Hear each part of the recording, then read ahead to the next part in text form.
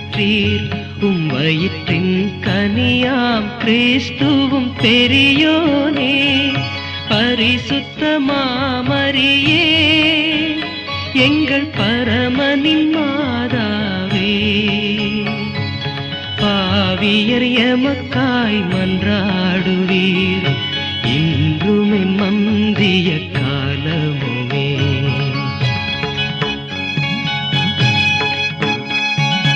அருள் நிறை மரியே